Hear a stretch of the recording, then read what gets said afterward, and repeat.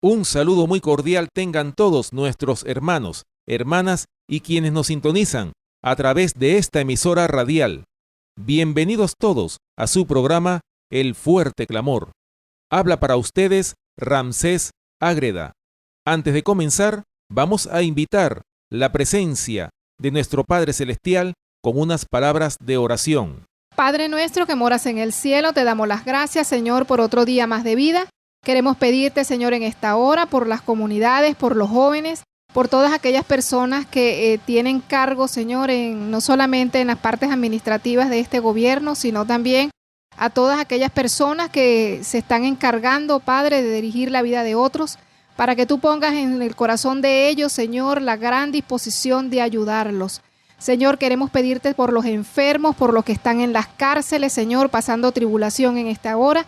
Queremos pedirte por cada uno de los familiares de ellos, Señor, que tengan confianza y fe de que todas las cosas que el Señor ha prometido las ha de cumplir, Padre. Esto te lo rogamos, te lo imploramos en el nombre de nuestro Señor Jesucristo. Amén. Amén. Hoy en nuestro programa hablaremos sobre el tema La profecía de Apocalipsis capítulo 12, parte número 1. Recuerden nuestro punto de contacto, el correo electrónico elfuerteclamor@hotmail.com. Así que les invitamos en sus hogares a abrir sus Biblias para que juntos podamos estudiar este maravilloso mensaje. Como es de costumbre, me acompaña mi esposa Nubia en la lectura de los textos bíblicos. Para todos nuestros hermanos que nos escuchan, que nos siguen a través de este programa radial, El Fuerte Clamor, vamos a comenzar una serie profética. Ahora comienza de nuevo la parte profética en nuestros temas bíblicos, como lo es en esta oportunidad el tema de la profecía de Apocalipsis capítulo 12. Invitamos una vez más a que tomen papel y lápiz para que puedan anotar todos estos textos bíblicos, para que puedan ser de gran beneficio y de gran provecho para su crecimiento espiritual. Así que el Apocalipsis, la profecía de Apocalipsis capítulo 12. Muchos hermanos, cuando uno habla de el Apocalipsis, la mayoría de las personas no se atreven, y especialmente nuestros hermanos, no estudian la profecía de Apocalipsis, porque dicen que es un libro muy oscuro, es un libro que no ha sido abierto, es un libro que no ha sido revelado. Pero ¿será cierto eso, que el Apocalipsis es un libro cerrado? ¿Será que nadie lo puede entender? Me acuerdo yo una vez cuando en Estados Unidos un famoso pastor, un pastor y evangelista internacional, Pastor Billy Graham, lo dijo en el estadio de la ciudad de Tampa una vez en una conferencia que él dio, y le preguntaron que si el libro de Apocalipsis podía o era un libro que pudiéramos estudiar en este tiempo. ¿Y saben lo que contestó ese famoso evangelista Billy Graham? Que él no recomendaba el estudio del Apocalipsis, porque ese es un libro muy difícil de entender y no es para este tiempo, Nubia. Wow. ¿Será cierto eso? No Ahora, lo creemos. vamos a ver qué nos dice realmente la palabra de Dios, a ver si realmente el libro de Apocalipsis es un libro cerrado o un libro que no se puede entender. ¿O será que ese libro no es para nuestros tiempos? Vamos a ver qué nos dice Apocalipsis capítulo 1 y vamos a leer los versículos a manera de introducción de este tema. Vamos a leer Apocalipsis capítulo 1 y vamos a leer los versículos del 1 hasta el 3.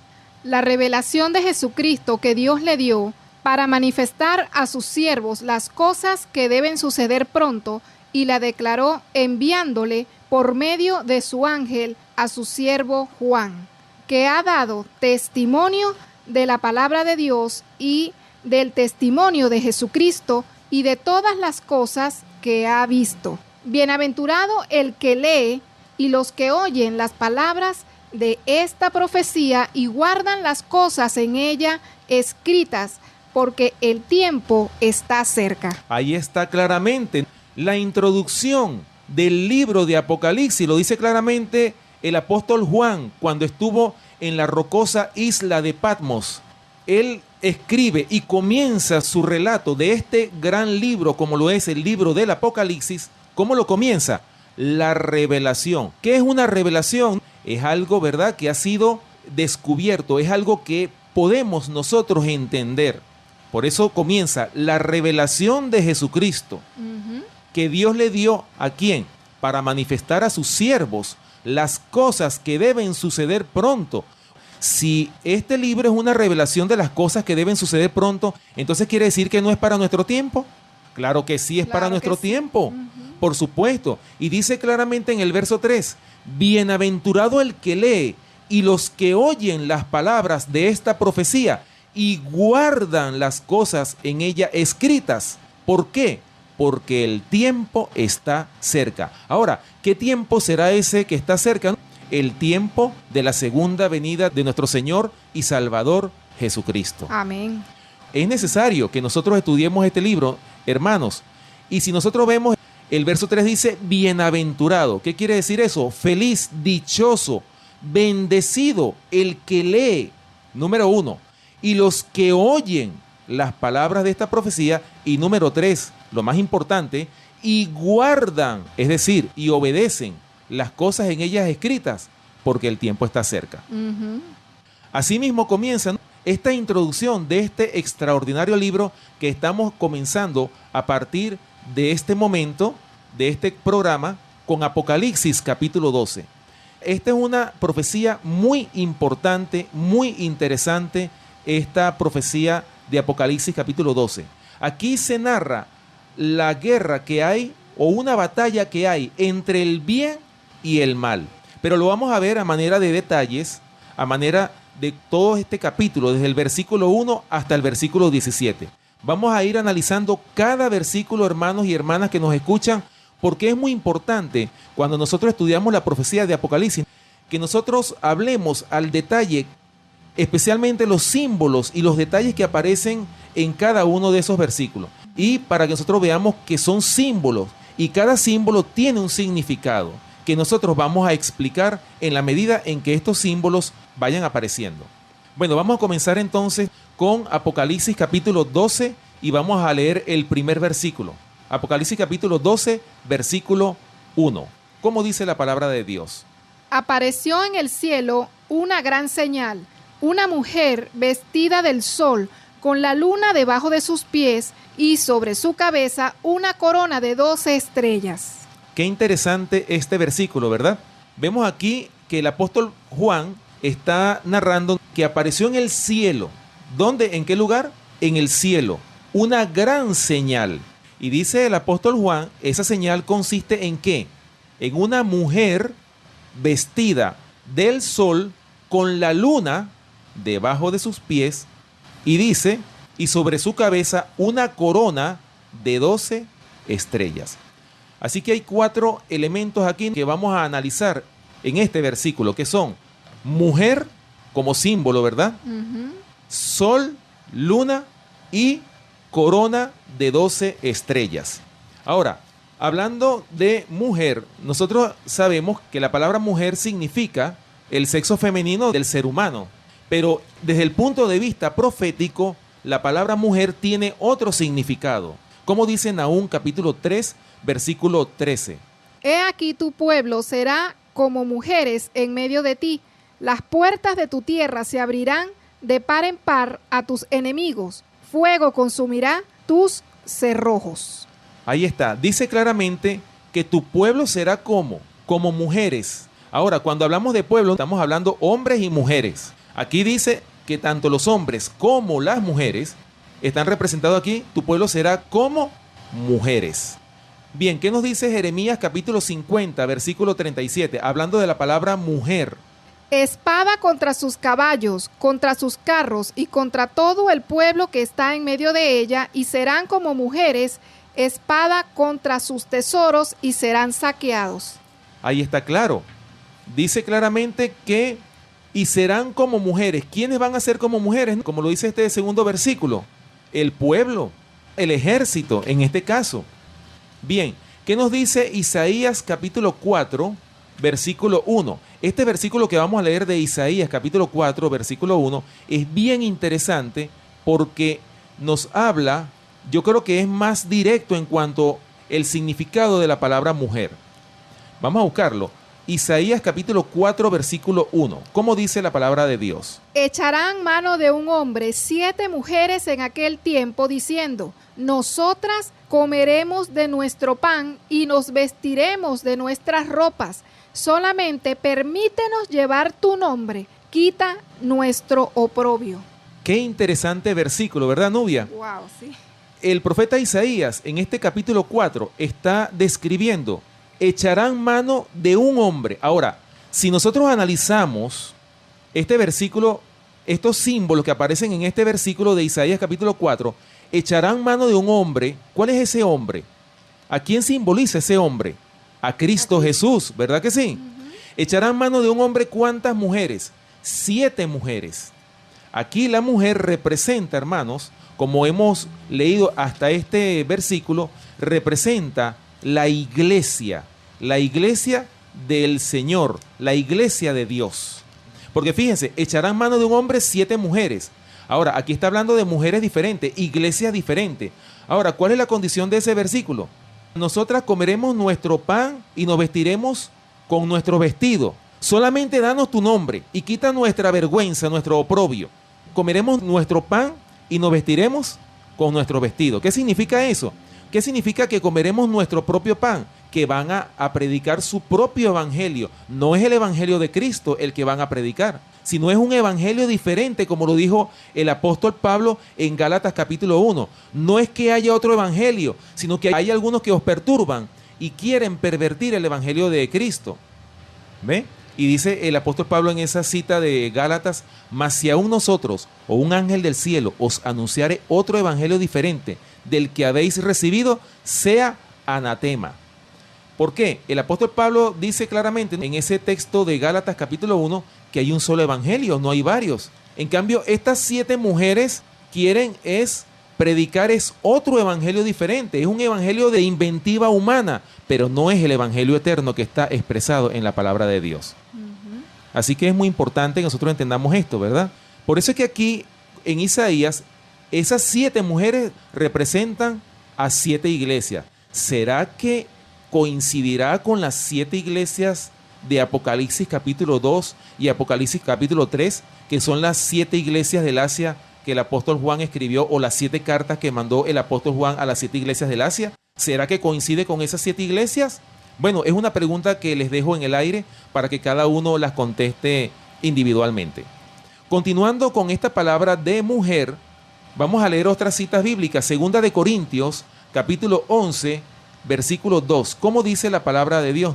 Porque os celo con celo de Dios, pues os he desposado con un solo esposo, para presentaros como una virgen pura a Cristo. Ahí está claramente. Ahora, ¿cuál es el esposo? Fíjense que dice claramente 2 de Corintios capítulo 11, versículo 2, os he desposado con un solo esposo. Por eso es que la relación de un cristiano con Cristo es como la relación de una esposa con su esposo. Y dice, para presentaros como una virgen pura a Cristo. Por eso es que el cristiano infiel se compara con la mujer ramera.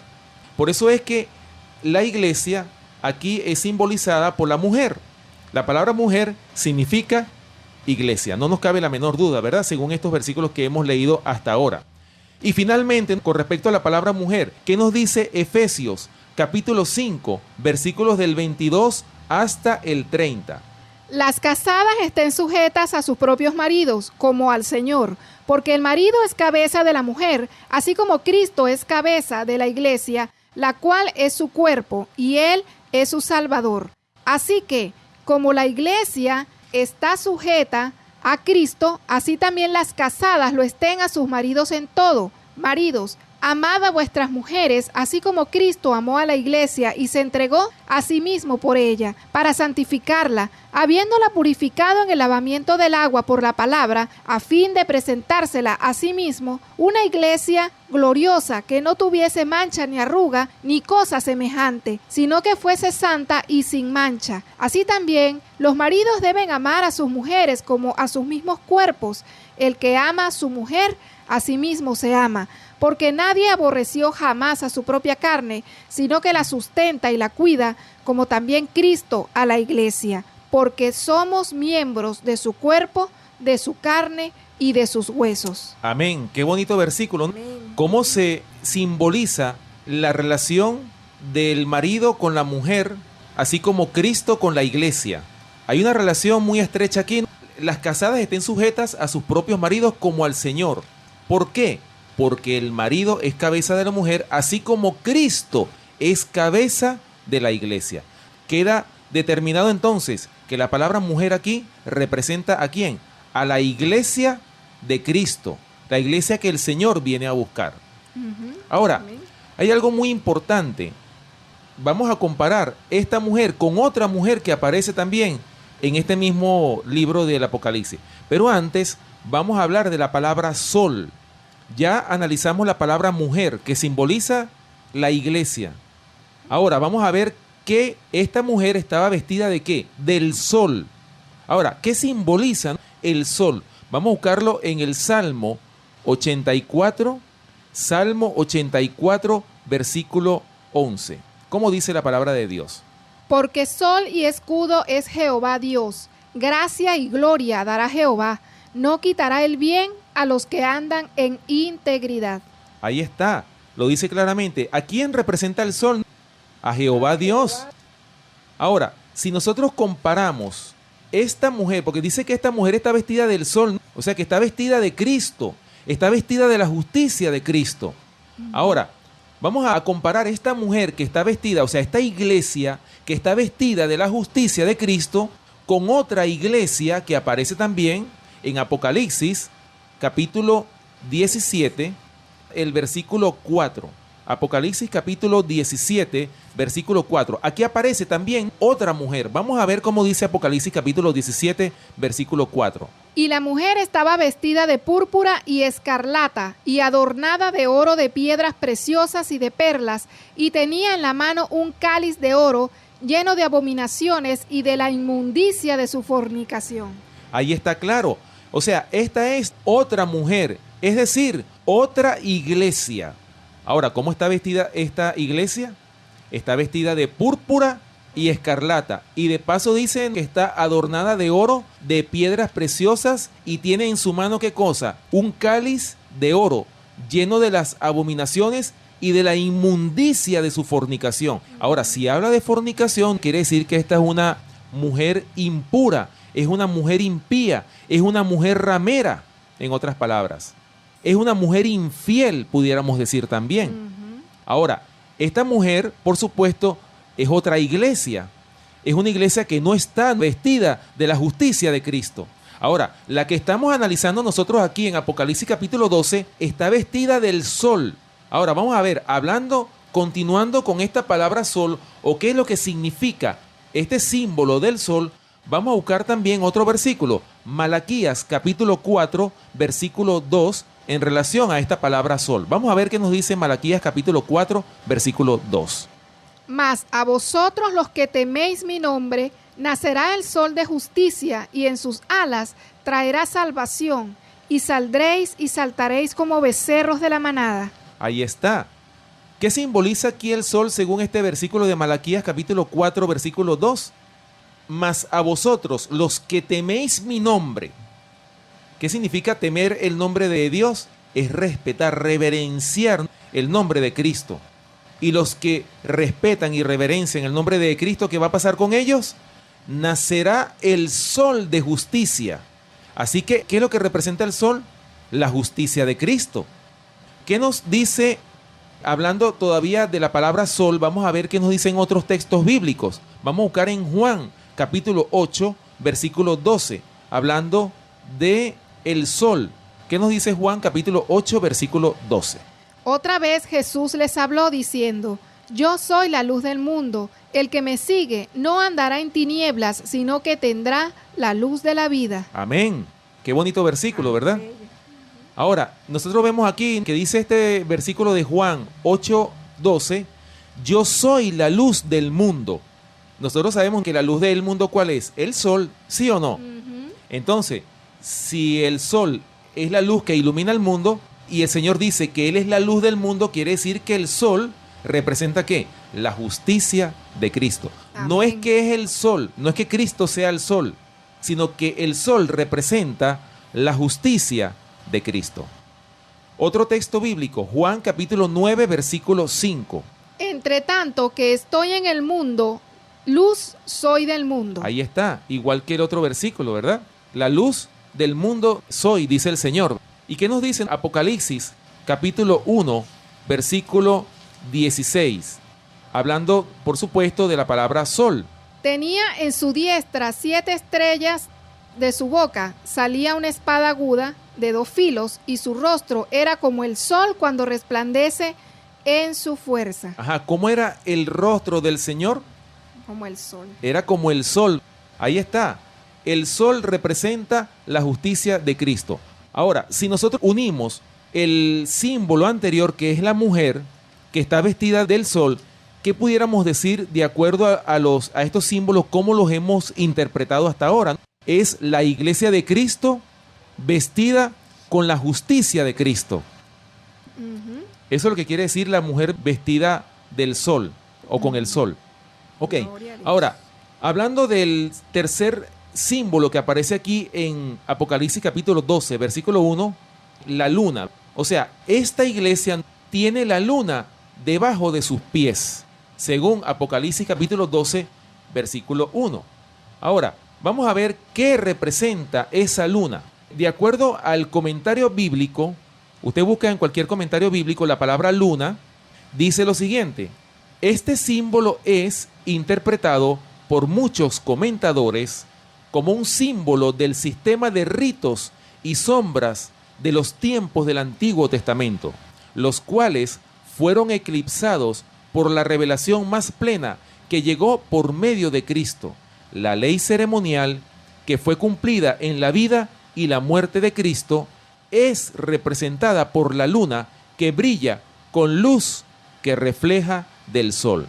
Así dice este comentario bíblico de Apocalipsis capítulo 12 versículo 1, comentando sobre la palabra luna. Ahora, según este comentario, pudiéramos decir que la palabra luna significa el sistema del antiguo pacto, como lo estudiamos nosotros en el programa pasado o en los programas pasados, cuando estudiábamos sobre la ley de Dios. Ujú. Nosotros habíamos estudiado en esos 8 temas que tuvimos el antiguo y el nuevo pacto, en uno de los temas que nosotros tuvimos. Entonces, ¿cómo era el antiguo pacto según lo que nosotros estudiamos en esa ocasión cuando estudiamos la ley de Dios? En el antiguo pacto era un sistema de sacrificios, de símbolos que apuntaban ¿a quién? A la realidad que es Cristo Jesús. Entonces, todos esos símbolos, todas esas sombras simbolizan claramente a esta realidad que es Cristo. Cuando Cristo aparece en escena, cuando muere en la cruz del Calvario, ahí finalizó, como lo estudiamos también en la profecía de las 70 semanas, ahí finalizó el sistema o la ley de los sacrificios y ofrendas. Y esa fue la parte de la ley, como insistimos nosotros en esos temas de la ley de Dios, esa fue la parte que fue clavada en la cruz del Calvario, como lo dice Colosenses capítulo 2, versículo 14. Entonces, vemos nosotros que esta iglesia, vestida con la justicia de Cristo, tiene la luna debajo de sus pies. Es decir, según este comentario bíblico, quiere decir entonces que esta iglesia viene del linaje del Antiguo Testamento. Wow. ¿Ok? Porque dice que tiene la luna debajo de sus pies. Qué interesante, ¿no? Ahora, hablando de la ley de los sacrificios, los ritos y las sombras que están representados por la luna, vamos a ver qué nos dicen Hebreos capítulo 10, versículos 1 y 11, en relación a este sistema o este antiguo pacto del cual estábamos hablando hace un ratico. ¿Cómo dice la palabra de Dios? Porque la ley, teniendo la sombra de los bienes venideros, no la imagen misma de las cosas, nunca puede, por los mismos sacrificios que se ofrecen continuamente cada año, hacer perfectos a los que se acercan. ¿Cómo dice el verso 11? Y ciertamente todo sacerdote está día tras día ministrando y ofreciendo muchas veces los mismos sacrificios que nunca pueden quitar los pecados. Ahí está claramente. Estamos hablando, Hebreos capítulo 10, versículos 1 y 11, nos hablan claramente de ese sistema que había en el Antiguo Testamento. Esa era la parte de la ley que estaba vigente en los tiempos del Antiguo Testamento. Es decir, antes de que Cristo apareciera como el Cordero de Dios que quita el pecado del mundo. Bien, vamos a buscar otro versículo que tiene que ver con el Antiguo Pacto. Gálatas capítulo 4, versículos 4 y 5. ¿Cómo dice la palabra de Dios en Gálatas capítulo 4, versículos 4 y 5? Pero cuando vino el cumplimiento del tiempo, Dios envió a su Hijo nacido de mujer y nacido bajo la ley, para que redimiese a los que estaban bajo la ley, a fin de que recibiésemos la adopción de hijos. Ahí precisamente lo dice claramente el Señor. Pero cuando vino el cumplimiento del tiempo, ¿cuándo fue ese tiempo? Bueno, cuando el tiempo profético se cumplió, Dios envió ¿a quién? A su Hijo, nacido de mujer, como lo dice este versículo, y nacido bajo la ley. ¿Para qué?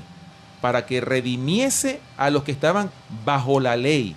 Ahora, esto de bajo la ley es muy importante que nosotros lo aclaremos. Todos nosotros vivimos bajo una ley porque nosotros tenemos que regirnos bajo esa ley. No quiere decir que ya no estemos bajo esa ley.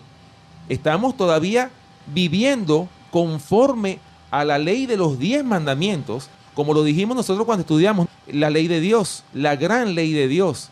Decíamos en ese estudio que la ley todavía está vigente, que no ha sido abolida, que no ha sido clavada en la cruz del Calvario. Por lo tanto, nosotros nos regimos por la gran ley de Dios. Todavía esa ley está vigente. No podemos decir, como lo habíamos estudiado en esa ocasión, de que la ley de Dios fue clavada en la cruz del Calvario. La única parte, hermanos y hermanas, y en esto siempre insistiré, de la ley que fue clavada en la cruz del Calvario, fue la ley o la parte que fue clavada fue la ley de los sacrificios y las ofrendas. Ya no hace falta ofrecer un macho cabrío, ¿para qué? Para expiar mis pecados. Ya no es necesario hacer eso. Ya Cristo murió por nosotros. Y ya lo que tenemos que hacer es buscar al Señor en oración. Y si nos arrepentimos de corazón de nuestros pecados, Él es fiel para perdonar todos nuestros pecados, como lo dice la palabra de Dios. Amén. Vamos ahora a analizar el cuarto símbolo que aparece aquí en Apocalipsis, capítulo 12, versículo 1. Esta iglesia que estaba vestida de la justicia de Cristo, con la luna debajo de sus pies, y ya nosotros analizamos que la luna representa al Antiguo Testamento. Es decir, esta iglesia viene del Antiguo Testamento, es descendiente del Antiguo Testamento. Y dice, y sobre su cabeza una corona de 12 estrellas. Pero vamos a analizar la palabra corona. Y es interesante este símbolo de corona. En la Biblia nosotros encontramos muchos versículos que hablan de un grupo de redimidos que tienen coronas de oro en sus cabezas. Ahora, la pregunta que nos pudiéramos nosotros hacer, ¿será que los ángeles de Dios tienen corona? ¿O solamente los redimidos de Dios, los seres humanos que alcanzaron la vida eterna, tienen corona solamente?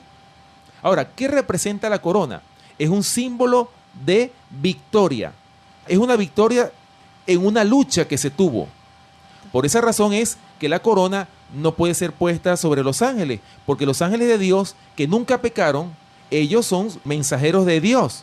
Ellos están trabajando para ministrar a los santos que están aquí en la tierra. Pero los santos les toca librar una batalla ¿contra quién? Contra el príncipe de las tinieblas, que es Satanás. Si nosotros ganamos esa batalla contra el príncipe de las tinieblas, Dios nos va a dar la corona de la vida, como lo dice Apocalipsis capítulo 2.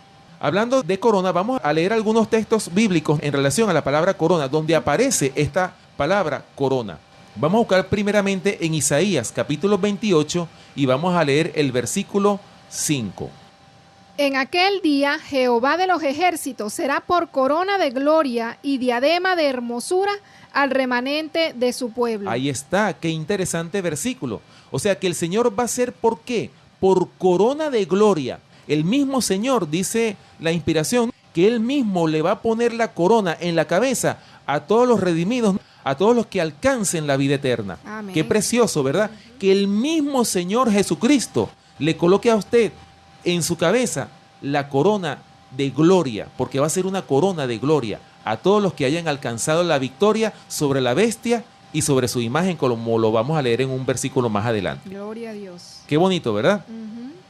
Continuando con esta palabra corona, ¿qué nos dice segunda de Timoteo, capítulo 4, versículos 7 y 8? Este versículo es bien interesante, porque aquí el apóstol Pablo, ya esta es su segunda carta al joven Timoteo, y dice los comentarios bíblicos, los comentadores, los teólogos, hablan de que esa fue la última carta del apóstol Pablo cuando él estaba preso ya para ser muerto. Acuérdense que el apóstol Pablo murió en una mazmorra, murió decapitado. Pero antes de eso, por supuesto, él escribe esta última carta, que fue la carta de segunda de Timoteo al joven Timoteo. Y ya en esta carta, en segunda de Timoteo, el apóstol Pablo, él ya dice que ya le alcanzó la victoria. Ya él ganó la batalla. Así que nos toca a nosotros, así como el apóstol Pablo ganó esa batalla contra el mal, así nos toca también a nosotros ganar esa batalla contra el mal. Vamos a leerlo, ¿no? Segunda de Timoteo, capítulo 4, versículos 7 y 8. He peleado la buena batalla, he acabado la carrera, he guardado la fe. Por lo demás, me está guardada la corona de justicia, la cual me dará el Señor, juez justo, en aquel día, y no solo a mí, sino también a todos los que aman su venida. Amén, gloria a Dios por ese versículo. O sea que el apóstol Pablo estaba convencido de que él había ganado. O sea, dice, he peleado la buena batalla. ¿Cuál es esa batalla? Es la batalla de la fe, es la batalla contra el mal, es la batalla contra la tentación. Dice, he acabado la carrera. ¿De qué carrera está hablando el apóstol Pablo aquí? Está hablando de la carrera del cristianismo, la carrera que él tenía, su responsabilidad como ministro. He guardado la fe. Y dice finalmente, por lo demás, me está guardada la corona de justicia, la cual me dará el Señor juez justo. En aquel día, ya él sabía que la tenía. Y dice finalmente, y no solo a mí, sino también a quienes, a todos los que aman su venida. Gloria a Dios por ese versículo. Amén. Qué bonito. Continuando analizando esta palabra corona, también aparece en Santiago, capítulo 1, versículo 12. A ver, ¿qué nos dice Santiago, capítulo 1, versículo 12? Bienaventurado el varón que soporta la tentación, porque cuando haya resistido la prueba, recibirá la corona de vida. Amén. Que Dios ha prometido a los que le aman. Gloria a Dios. Amén. Hay una bienaventuranza. ¿A quién? Bienaventurado el varón que soporta la tentación. Ah, pero aquí hay algo muy importante. Quiere decir entonces que el que soporte la tentación, el que no caiga en tentación, quiere decir este versículo entonces que nosotros tenemos que luchar para no caer en la tentación. Es decir, tenemos que guardar la santa ley de Dios. Amén. Porque para no caer en tentación, tenemos que guardar la ley de Dios, ¿sí o no? Así es. Lo dice claramente. Entonces, hay una bienaventuranza, una bendición. ¿A quién? Al varón que soporta la tentación. ¿Por qué? Porque cuando haya resistido, dice, cuando haya resistido la prueba, ¿qué va a pasar? Recibirá la corona de vida que Dios ha prometido. ¿A quiénes? A los que le aman. Qué bonito. ¿Y qué nos dice Apocalipsis capítulo 2, versículo 10? El mensaje a las 7 iglesias del Asia. ¿Cuál es la promesa del Señor a aquellos que alcancen la victoria? ¿Cómo dice Apocalipsis capítulo 2, versículo 10? No temas en nada lo que vas a padecer. He aquí el diablo echará a algunos de vosotros en la cárcel para que seáis probados y tendréis tribulación por 10 días. Sé fiel hasta la muerte y yo te daré la corona de la vida. Ahí está claramente. Qué bonito, ¿verdad? Sé fiel, dice el Señor en su palabra. Sé fiel hasta la muerte. O sea que nuestra fidelidad, hermanos y hermanas que nos escuchan, es aún a costa de nuestra propia vida. Nosotros tenemos que defender la palabra de Dios. Si es posible, si tenemos que inclusive perder la vida por Cristo Jesús, hermanos, vale la pena realmente perder la vida. ¿Para qué? Por eso dice la palabra de Dios, el que pierda su vida por causa de mí, la hallará. Así dice el Señor en su palabra. Ahora, ¿y qué nos dice Apocalipsis, capítulo 4, versículo 4? Esta es una visión que vio el apóstol Juan, vio a los redimidos en el trono en el cielo. Vamos a ver qué nos dice Apocalipsis capítulo 4, versículo 4. Y alrededor del trono había 24 tronos, y vi sentados en los tronos a 24 ancianos, vestidos de ropas blancas, con coronas de oro en sus cabezas. Ahí está claramente que el apóstol Pablo vio, según este versículo de Apocalipsis capítulo 4, versículo 4, vio que estaban sentados en esos 24 tronos. ¿A quiénes? 24 ancianos. ¿Y qué tenían ellos? Estaban vestidos de ropas blancas. ¿Y qué más? Con coronas de oro en sus cabezas. ¿Qué quiere decir esto? Que ellos alcanzaron la victoria sobre el pecado, sobre la iniquidad, alcanzaron el carácter de Cristo. Y eso es lo que nosotros estamos llamados, hermanos y hermanas que nos escuchan, a hacer para poder alcanzar la vida eterna. Que esto no es solamente, como dicen algunos, una vez salvo, siempre salvo, o por gracia soy salvo. No, nosotros también, nuestra parte está, o nuestra lucha está en ganar la victoria sobre la tentación, sobre el enemigo, porque el enemigo siempre nos está tentando constantemente. Y cada día nosotros tenemos una lucha que ganar. Y si nosotros vencemos día a día, obtendremos la corona de vida que el Señor dará, no solamente, por lo menos en este caso, al apóstol Pablo, ¿verdad? Como lo dijo en segunda de Timoteo, sino a todos aquellos que aman su venida.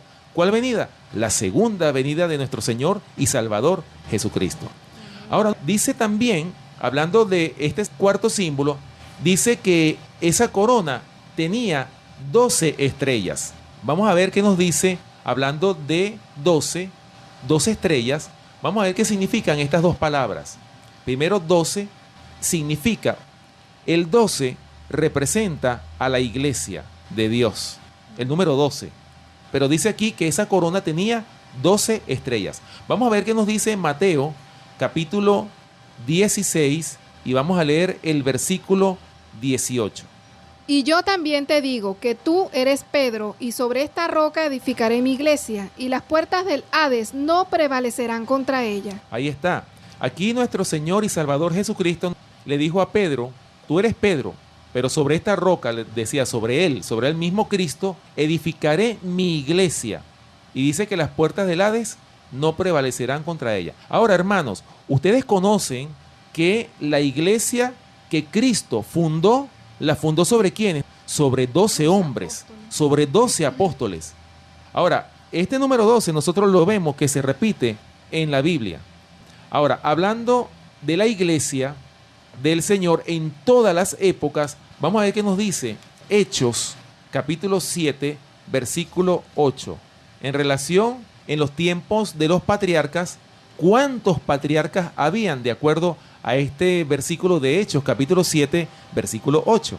Y le dio el pacto de la circuncisión, y así Abraham engendró a Isaac, y le circuncidó al 8º día, e Isaac a Jacob, y Jacob a los 12 patriarcas. Ahí está. Jacob tuvo ¿cuántos hijos? Tuvo 12 hijos, que fueron las 12 tribus de Israel. Acuérdense que Jacob, más tarde, Dios le cambió el nombre. De Jacob se lo cambió a Israel.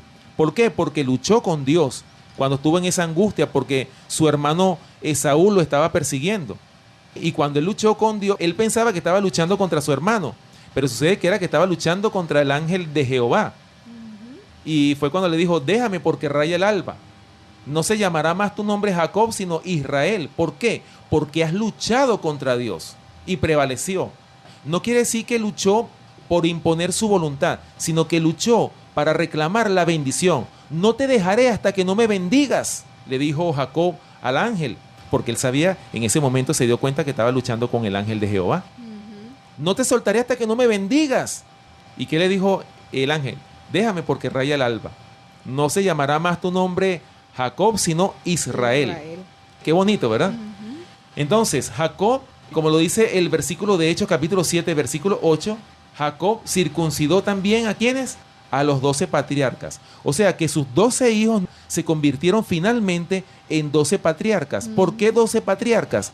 Porque era cada uno de ellos, cada uno de sus hijos fueron jefes de una tribu, cada uno de ellos. Los 12 hijos de Israel. Cada uno fue un patriarca finalmente. Entonces, vemos los 12 patriarcas, los 12 apóstoles, es decir, la iglesia de el Señor. 12 patriarcas, las 12 tribus de Israel y finalmente los 12 apóstoles. Eso es lo que representa el número 12. Bien, Vamos entonces a pasar, volviendo al tema que estamos analizando, Apocalipsis, capítulo 12, versículo 2. Vamos a leer Apocalipsis, capítulo 12, versículo 2. Ya nosotros identificamos que es la iglesia de Cristo, porque está vestida con la justicia de Cristo. Ella viene del linaje del Antiguo Testamento y tenía en su cabeza una corona de 12 estrellas, que representa, por supuesto, a la iglesia del Señor. Ahora, ¿qué dice Apocalipsis capítulo 12, versículo 2? Y estando encinta, clamaba con dolores de parto y en la angustia del alumbramiento. O sea que no conforme era una mujer que estaba vestida del sol con la luna debajo de sus pies y teniendo una corona de 12 estrellas, que según este versículo también dice que estaba encinta, esperaba a un hijo y clamaba con dolores de parto en la angustia de su alumbramiento. Ahora, ¿qué significa que esta iglesia estaba encinta? Hay personas que dicen que representa a María. Claro, eso es un significado, pero hay otro significado. Dice que estando encinta clamaba con dolores de parto en la angustia de su alumbramiento. Vamos a ver qué nos dice Gálatas, capítulo 4, versículo 19, en relación a estos dolores de parto que tenía esta mujer que aparece en Apocalipsis capítulo 12, versículo 2. Hijitos míos, por quienes vuelvo a sufrir dolores de parto, hasta que Cristo sea formado en vosotros. Qué interesante versículo acabo yo de leer aquí en Gálatas capítulo 4, versículo 19. Hermanos, ¿cuáles son los dolores de parto? Como lo dice el apóstol Pablo aquí. Él mismo estaba sufriendo dolores de parto, como lo dice, hasta que Cristo sea formado en vosotros. Oigan, esos son los dolores de parto que tiene la iglesia. La mayoría de los hermanos, cuando son fieles al Señor y quieren enseñar este evangelio del reino a otras almas, luchan y sufren y se desvelan inclusive por las almas que están recibiendo el evangelio por primera vez. ¿Y qué es lo que están sufriendo? Son dolores de parto.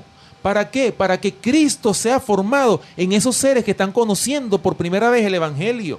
Esos son los dolores de parto que tiene la iglesia de Cristo, hasta que el carácter de Cristo sea formado en cada uno de nosotros. Por eso, hermanos y hermanas que nos escuchan, Cristo tiene que ser formado en nosotros. Y por eso son los dolores de parto que dice aquí el apóstol Pablo, que él mismo estaba sufriendo. ¿Por quiénes? Por las 7 iglesias del Asia.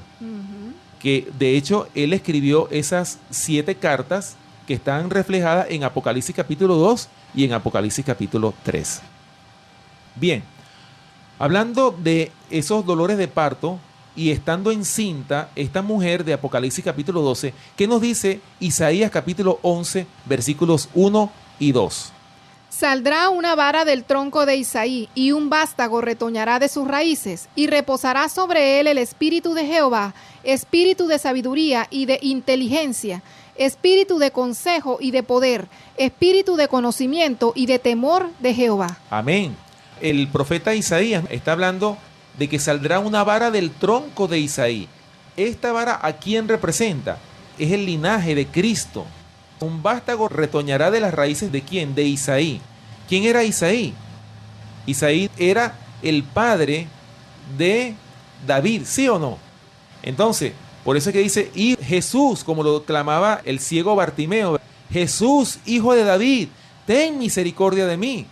Entonces, David, por supuesto, era hijo de Isaí, y de la descendencia de David fue que provino nuestro Señor y Salvador Jesucristo. Por eso es que dice aquí el profeta Isaías, un vástago retoñará de sus raíces. Y finalmente dice, y reposará sobre él el espíritu de Jehová. Y asimismo nosotros lo sabemos en los evangelios, que una vez que el Señor Jesucristo fue bautizado en el río Jordán, recibió el Espíritu Santo. Ok, ¿y cómo dice Lucas, capítulo 2, versículos 4 y 5? Hablando, por supuesto, de María, cuando estaba encinta. ¿Cómo dice Lucas, capítulo 2, versículos 4 y 5? Y José subió de Galilea, de la ciudad de Nazaret, a Judea, a la ciudad de David, que se llama Belén, por cuanto era de la casa y familia de David, para ser empadronado con María, su mujer, desposada con él, la cual estaba encinta. Ahí está. Realmente este versículo, el verso 2 de Apocalipsis 12, cuando dice que estando encinta, representa dos cosas. Representa a María, que estaba esperando a su hijo Jesús, es decir, el Hijo de Dios. Pero también representa a quién, como lo dijo el apóstol Pablo: tengo dolores de parto por ustedes hasta que Cristo sea formado en ustedes. Representa, ¿no?, la descendencia de la iglesia, el linaje puro de la iglesia de Cristo, que en todas las épocas se ha mantenido un remanente, del cual vamos a hablar en el último versículo, porque habla, el último versículo de Apocalipsis capítulo 12, habla de un remanente, y eso lo vamos a hablar cuando ya nos toque hablar de ese versículo. Bien, ¿y qué nos dicen Romanos capítulo 8, versículos 22 y 23, hablando por supuesto de estando encinta esta iglesia? Ella estaba esperando a una descendencia. ¿Cómo dice Romanos capítulo 8, versículos 22 y 23? Porque sabemos que toda la creación gime a una, y a una está con dolores de parto hasta ahora. Y no solo ella, sino que también nosotros mismos, que tenemos las primicias del Espíritu, nosotros también gemimos dentro de nosotros mismos, esperando la adopción, la redención de nuestro cuerpo. Amén. ¿Qué es lo que, según el apóstol Pablo dice aquí, que estaban esperando? La adopción, la redención de nuestro cuerpo. Esa es la descendencia de la iglesia. Todo aquel que acepta a Cristo Jesús se convierte en hijo de Dios. Amén. Si es obediente y es fiel a su palabra. El Señor lo adopta como un hijo, lo toma como un hijo. Esa es la adopción de la cual habla aquí el apóstol Pablo.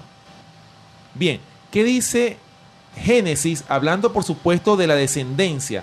Porque ocurre que Génesis capítulo 3, versículo 15, que es el versículo que vamos a leer a continuación, habla de una simiente, de una descendencia, tanto de la iglesia de Cristo como también del príncipe del mal. También el príncipe del mal también tiene su descendencia. Por supuesto. Ahora, ¿qué dice? Una vez, por supuesto, que entró el pecado en este mundo, ¿cómo dice entonces Génesis capítulo 3, versículo 15? ¿Cómo dice la palabra de Dios? Y pondré enemistad entre ti y la mujer, y entre tu simiente y la simiente suya.